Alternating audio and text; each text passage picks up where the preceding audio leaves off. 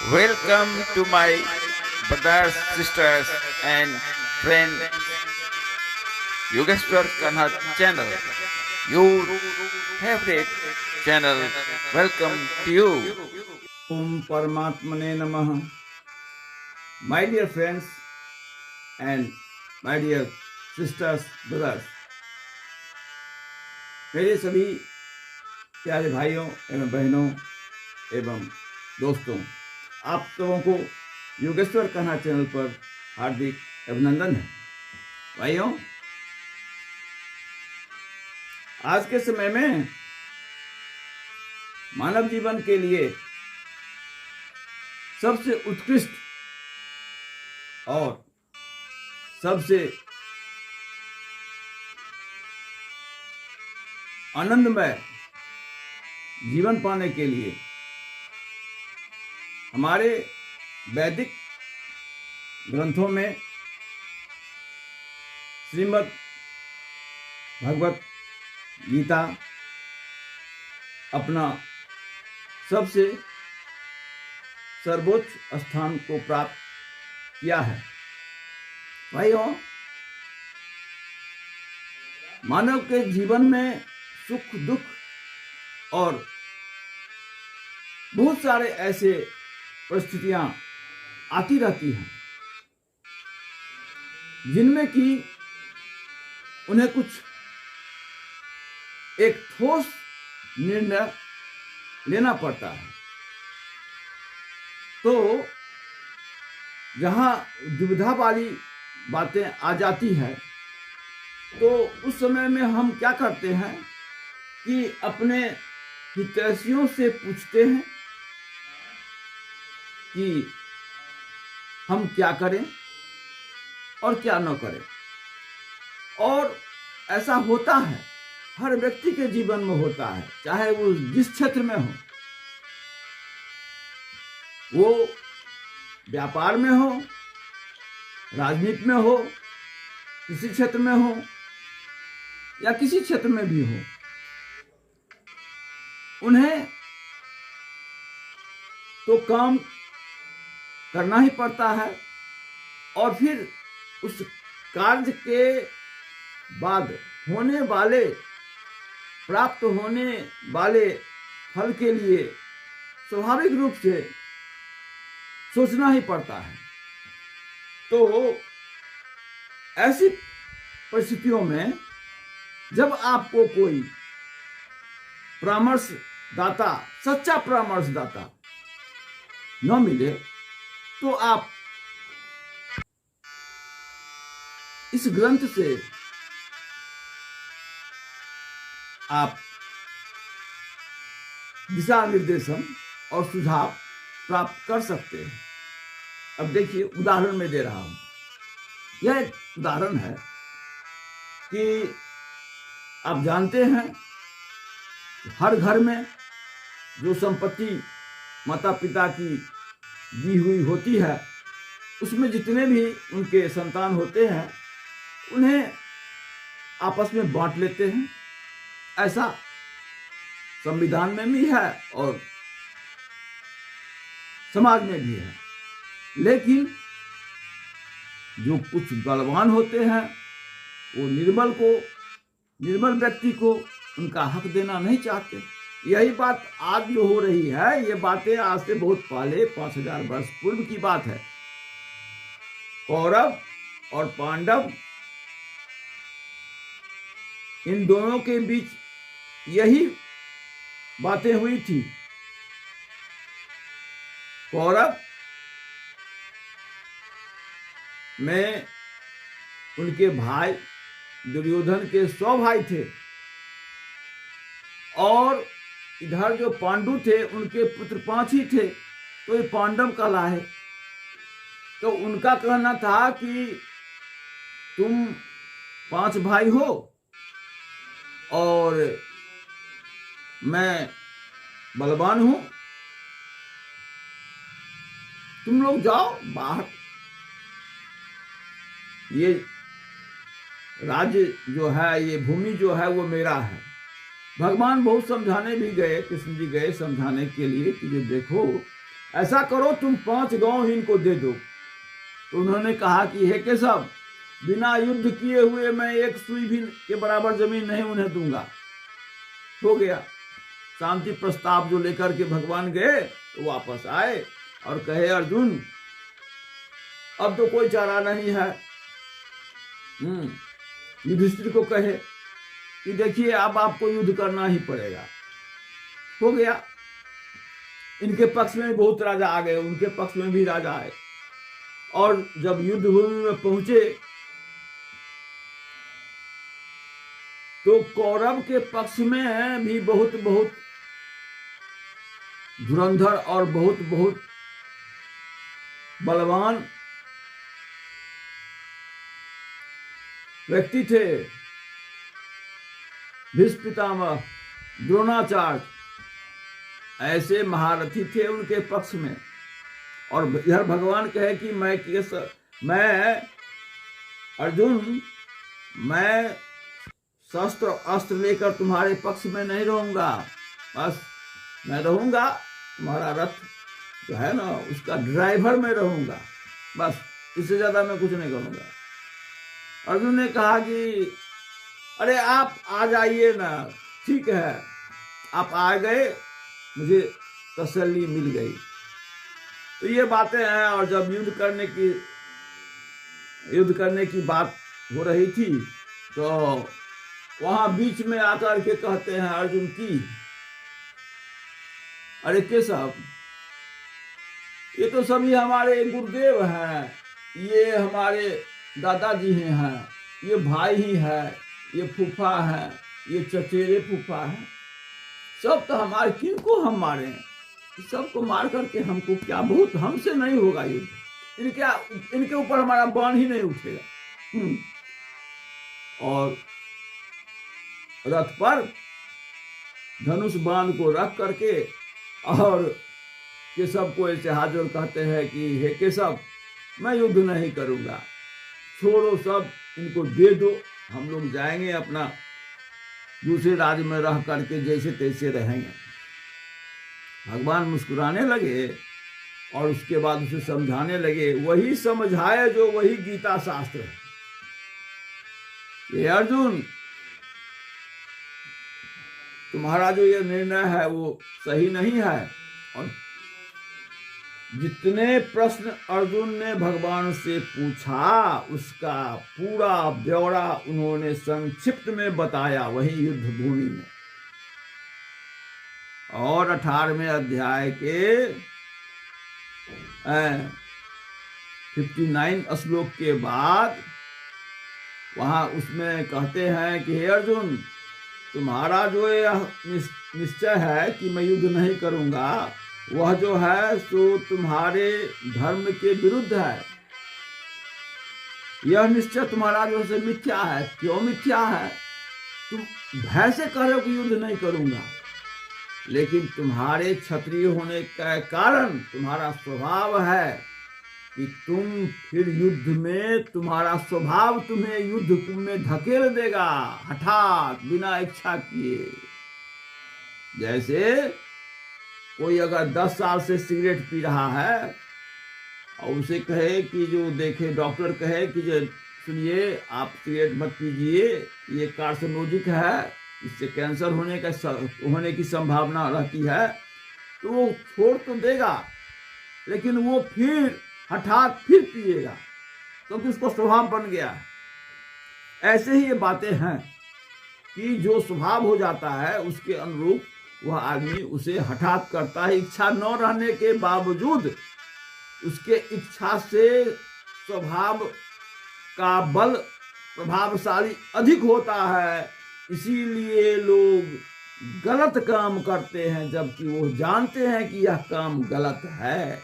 ऐसा होता है, इसी को कहते हैं आगे भगवान, स्वभाव जेन कौन्ते निबद्धः स्वेन कर्मणा कर्तुं न इच्छसि यन्मोहात् करिष्यस्य वशो अपि तत। तुम बसीभूत हो करके स्वभाव से, कर्म के स्वभाव से बसीभूत हो करके हठात तुम करोगे। हे कुंती नंदन, स्वभाव जेना, तुम्हारे अपने स्वभाव से उत्पन्न जो कर्म करने की प्रवृत्ति है, उससे तुम आबद्ध हो ही, तुम क्षत्रिय हो, तो तुम्हारा जो स्वभाव है वो क्षत्रिय है। तुम बर्दाश्त नहीं कर सकते हो। पंडित की तरह तुम्हें क्षमा करने की, तुम धर्मशील हो, तुम अपने हक के लिए लड़ोगे ही। तुम्हें कोई ललकारेगा तो तुम गांडीव को छोड़ करके नहीं भाग सकते हो, इसलिए तुम लड़ोगे ही। क्योंकि न करने की इच्छा होने के बावजूद यन्मोहात मेरी माया जो है, ये कर्म कराने वाली जो प्रवृत्ति है प्रकृति की, वही मेरी माया है। उसके वशीभूत हो करके तुम्हें वह काम करना ही होगा। तुम परवश होकर के बंधे से अरेस्ट होता है, वैसे तुम हठात परवश होकर के दांव चाहने के बाद भी तुम उस काम को करोगे, तुम युद्ध करोगे ही। लेकिन हमको कहते हो कि मैं नहीं लड़ूंगा। इसलिए तुम इस बात को वापस लो। क्यों वापस लो? तब कहते हैं ईश्वरः सर्वभूतानां हृदय से अर्जुन तिष्ठति, भ्राम्यान् सर्वान् भूतानि यंत्रारूढ़ानि मायया। भ्राम्यान् सर्वभूतानि, सभी भूतों को मैं नचाता हूं। एक दो नहीं, पृथ्वी पर जितने हैं चर अचर, अरे जीव तो नचता ही है। उसको खाना कहाँ मिलेगा? वो उठेगा तो खाना के लिए सभी देखते हैं। मनुष्य से प्राणी, पक्षी, चींटी, कोई बैठा रहता है, सब भोजन के लिए ही ना प्रयासरत है कि हम बैठे रहेंगे, काम नहीं करेंगे तो भोजन कौन देगा? भोजन के लिए करते हैं। रहेंगे तो कहाँ रहेंगे? धूप में रहेंगे, मकान बनाते, उसके लिए प्रयासरत रहते। ये रोटी, कपड़ा और मकान जो है, ये सभी को लगा हुआ है, यही कार्य में सभी लगे रहते हैं।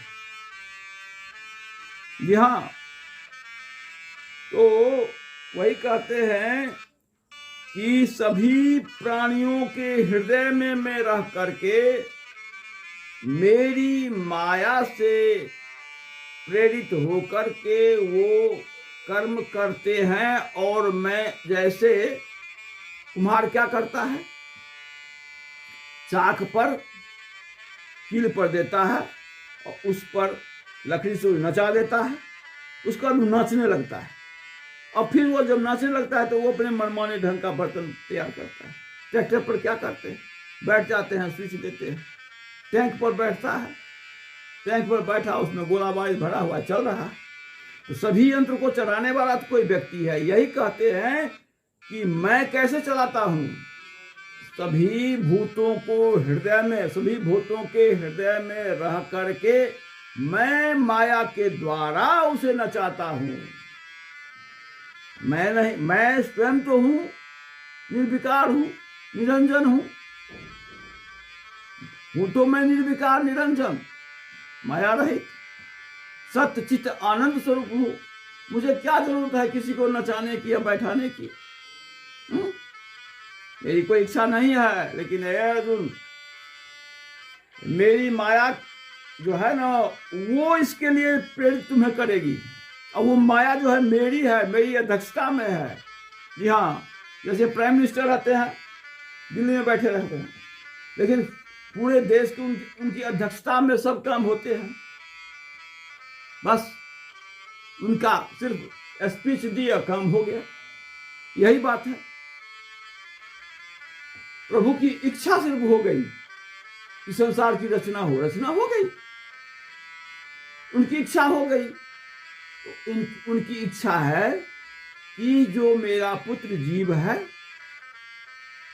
जीव जो है भगवान का अंश है, उसके हृदय में भगवान कहते ये यहाँ सिद्ध कर रहे हैं, ईश्वर सर्वभूतानां हृदय से अर्जुन तिष्ठति। मैं उनके हृदय में ही वास करता हूं।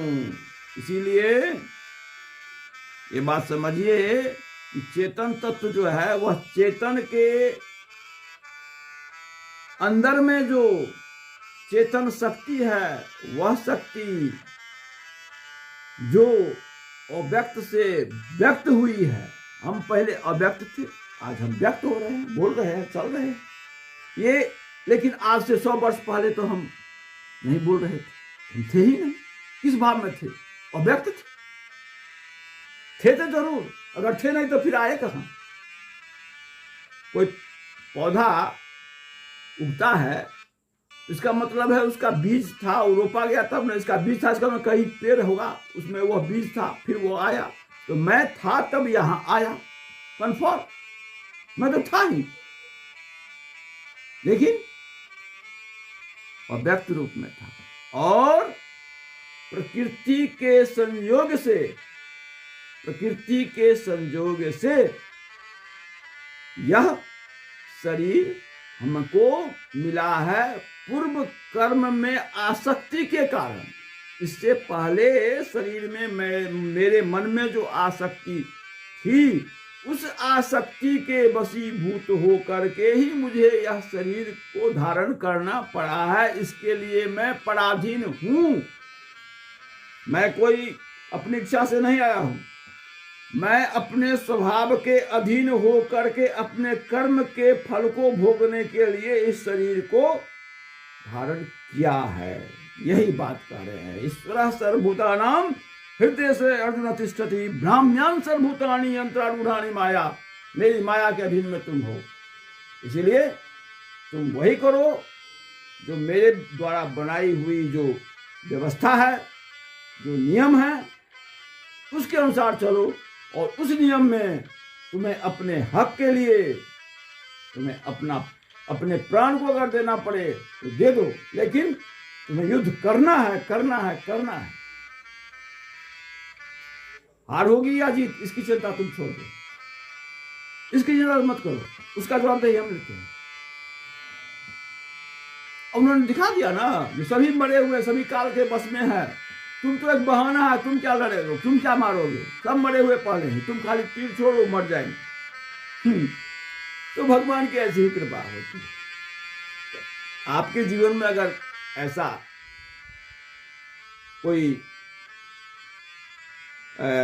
जटिल समस्या उत्पन्न हो जाए, तो ऐसी अवस्था में निर्णय लेने के लिए भगवान के वाक्यों, वचन को, ग्रंथों को ध्यान में रखते हुए उसके अनुरूप अगर हम चलेंगे तो जरूर जीवन में सफलता को प्राप्त करेंगे ही। इन्हीं शब्दों के साथ मैं फिर बताऊंगा कि एक राजा ने अपने सेवक से पूछा कि तुम्हारा ईश्वर कहाँ रहता है और क्या करता रहता है। एक छोटी सी कथा है, मैं फिर आपको सुनाऊंगा। यही ईश्वर क्या करते हैं, कहाँ रहते हैं, कैसे रहते हैं, उन्हीं का रहस्य मैं बताऊंगा। हरिओम तत्सत, हरिओम तत्सत। जय भारत, जय योगेश्वर, जय जनता जनार्दन, जय श्रोतागण, आपकी जय हो। मेरे प्रिय भाइयों एवं बहनों, अगर सब्सक्राइब न किए हों तो चैनल को सब्सक्राइब करेंगे, यही दक्षिणा है। Thank you too much.